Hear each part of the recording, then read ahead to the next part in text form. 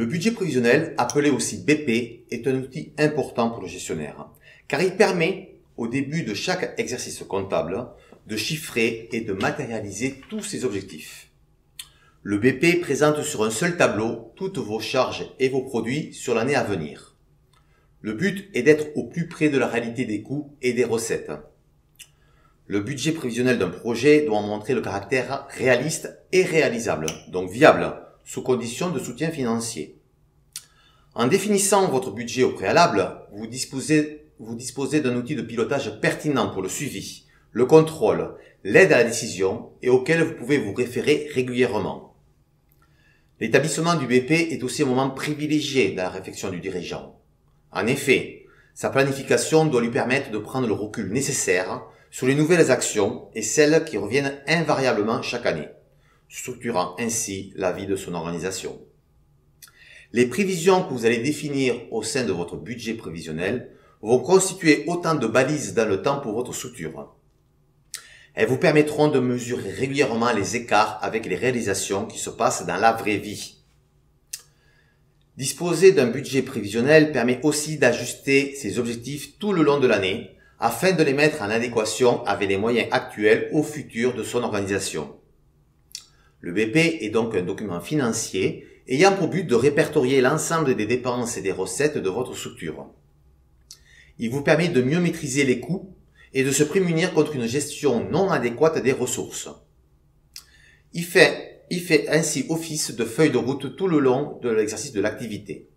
En synthèse, le BP est un tableau faisant foi de l'état de santé financière de la structure pour l'année à venir en cours. Il recense ainsi l'ensemble des charges requises et des profits générés.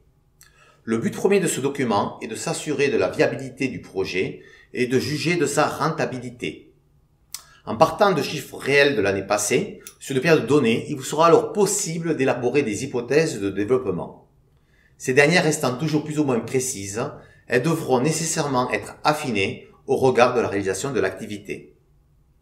Le BP est donc d'une utilité éminemment politique pour le dirigeant, car il permet de se projeter dans une vision prospective et stratégique et d'évaluer les moyens nécessaires pour assurer la réalisation d'activités, de services ou de projets.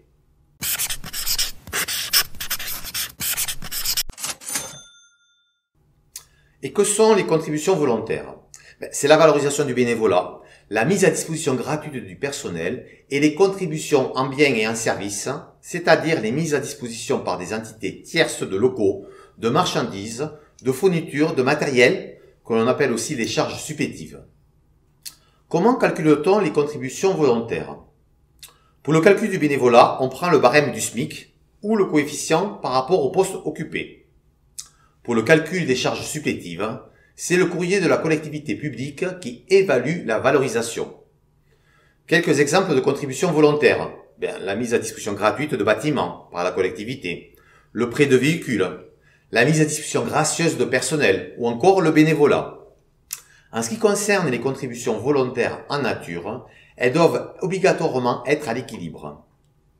Les produits précisent l'origine et la nature des ressources, par exemple les dons en nature, et les charges précisent l'utilisation de ces ressources, par exemple les secours en nature.